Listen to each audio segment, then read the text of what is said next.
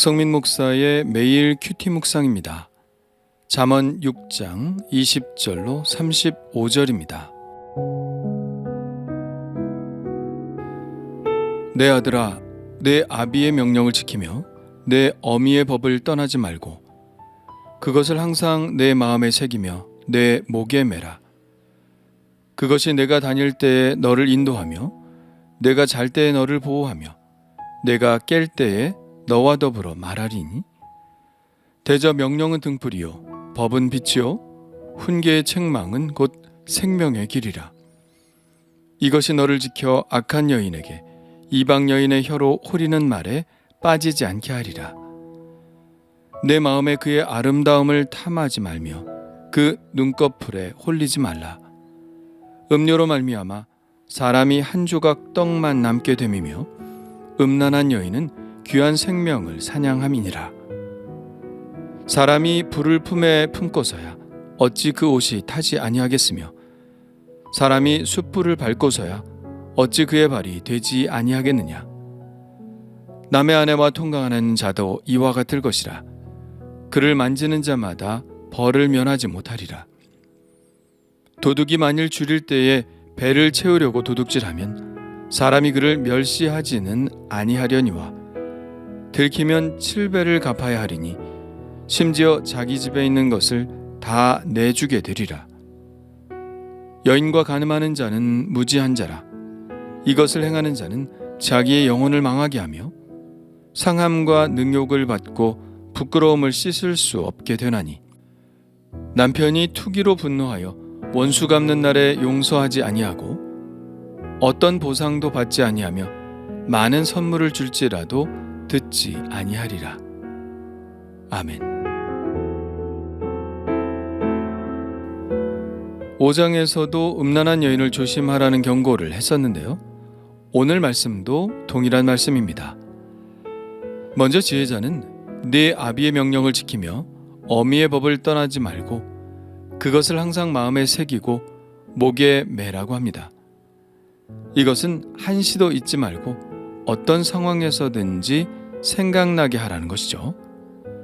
어떤 상황일까요? 길을 다닐 때 그것이 그를 인도할 것입니다. 잘 때도 보호할 것입니다. 깰 때에도 그와 더불어 말할 것입니다. 마음속에 그 교훈이 새겨질 때 그 어떤 순간에도 그것이 생각나서 그의 행동을 삼가게 할 것입니다. 한시도 잊지 말라니 이건 너무 과한 요구가 아닌가 할 생각이 들 정도로 매우 강조하고 있는 것을 볼 수 있죠. 그러나 실전에서 그 말씀이 그 영향력을 발휘하기 위해서는 그렇게 매우 강조되어야 합니다. 올림픽에 나가기 위해 훈련하는 선수들을 한번 보십시오. 매일 반복하고 반복하여 어떤 상황에서도 실력이 나오도록 몸을 만듭니다. 그것과 크게 다르지 않죠. 그렇게 강조하여 마음에 새겨도 실전에서는 실수할 수 있으니 어떤 때라도 말씀의 힘이 내 안에서 나올 수 있도록 하려면 좀 심하다 할 정도로 하나님의 말씀을 마음에 새겨야 하는 것이죠.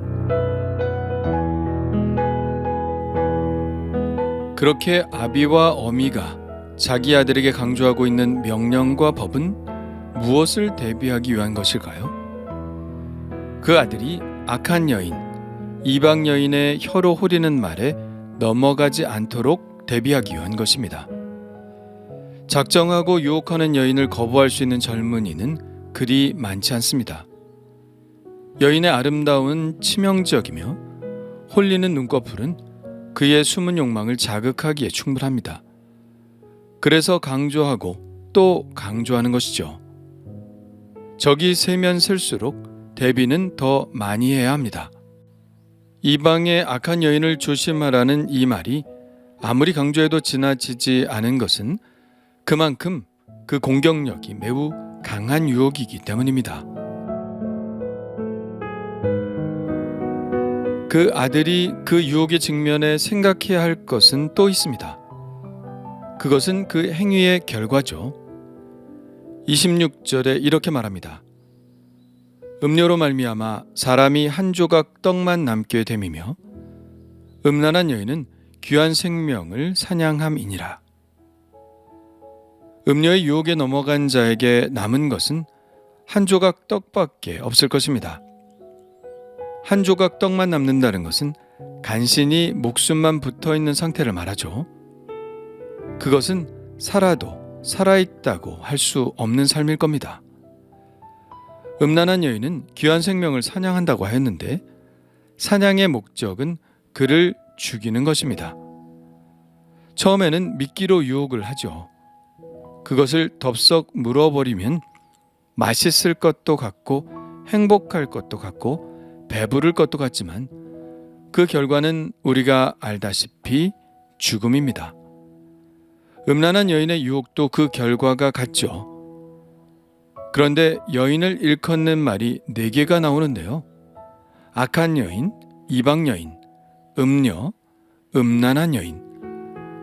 그런데 이 마지막에 나오는 음란한 여인이라는 말은 히브리어 표현으로 남편 있는 여자를 뜻합니다.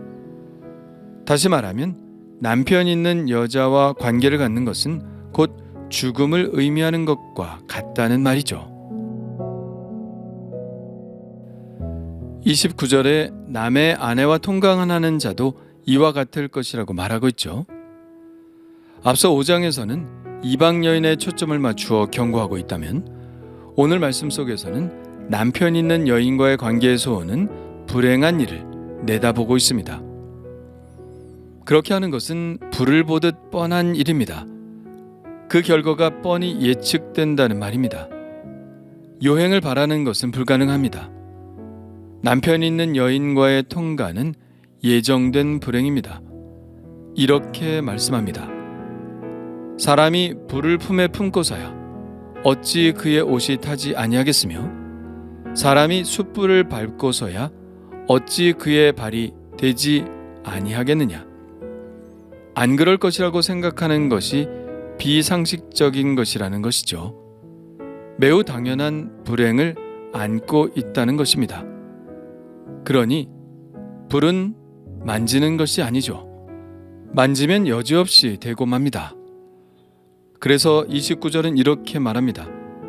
남의 아내와 통간하는 자도 이와 같을 것이라. 그를 만지는 자마다 벌을 면하지 못하리라. 벌도 벌이지만 그의 죄는 사람들의 동정도, 불쌍히 여김도 전혀 받지 못할 것입니다. 배가 고파서 도둑질을 하면 그의 죄는 죄대로 다스려질 것이지만 그것 때문에 사람들이 그를 멸시하지는 않습니다. 왜냐하면 충분히 동정할 수 있는 사정이라고 보기 때문이죠. 우리나라 속담에도 사흘을 굶으면 포도청의 담도 뛰어넘는다는 말이 있지 않나요? 아무리 착한 사람이라도 몹시 궁하게 되면 그렇게 될 수 있다는 것을 모두 압니다. 그러나 간음은 그렇지 않죠. 아무도 동정해 주거나 편을 들어주지 않습니다. 모욕과 수치만이 그가 받을 수 있는 유일한 시선이죠. 그것은 어쩔 수 없는 죽느냐 사느냐의 생존의 문제가 아니기 때문입니다. 그것은 분명 나의 의지로 제어가 가능한 상황이기 때문입니다. 그래서 여인과 간음하는 자는 무지한 자라고 말하고 있는 것이죠. 간음하는 자는 자기의 영혼을 망하게 합니다. 간음은 그의 고귀하고 순결한 영혼을 죄로 물들게 하죠. 이것은 자기가 자기 자신에게 행하는 형벌입니다. 그리고 상함과 능욕을 받고 씻을 수 없는 부끄러움에 빠지게 되는데 이것은 다른 사람이 그에게 가하는 형벌이죠. 그러나 또 하나가 남았습니다. 그 음란한 여인의 남편에게 받을 형벌이 아직 남아 있습니다. 34절과 35절입니다. 남편이 투기로 분노하여 원수 갚는 날에 용서하지 아니하고 어떤 보상도 받지 아니하며 많은 선물을 줄지라도 듣지 아니하리라. 도둑질을 하였으면 7배를 보상하는 것으로 자신의 죄를 갚을 수 있지만 남편 있는 여자와 간음하는 행위에 대한 형벌은 그 끝을 알 수 없죠. 남편의 분노가 풀릴 때까지 멈추지 않을 것입니다. 그런데 과연 그 분노가 풀릴 수는 있을까요? 그러므로 아들의 존영을 생각하는 아비와 어미는 그 경고를 하지 않을 수 없는 것이죠. 자신의 아들의 존영이 빼앗기게 되면 그것만큼 가슴 아픈 일도 없을 테니까요. 오늘의 말씀 중 이런 말씀이 있습니다. 23절인데요. 대저 명령은 등불이요 법은 빛이요 훈계의 책망은 곧 생명의 길이라. 훈계와 책망은 듣기 싫은 말일 수 있습니다.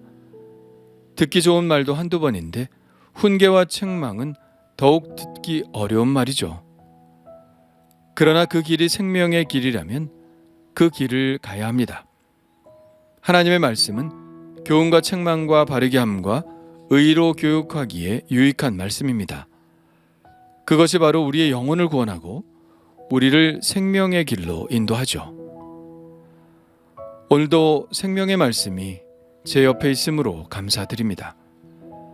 저의 삶의 등불이요 빛이요 생명의 말씀인 이 말씀을 따라 살기를 원합니다. 주님 감사합니다.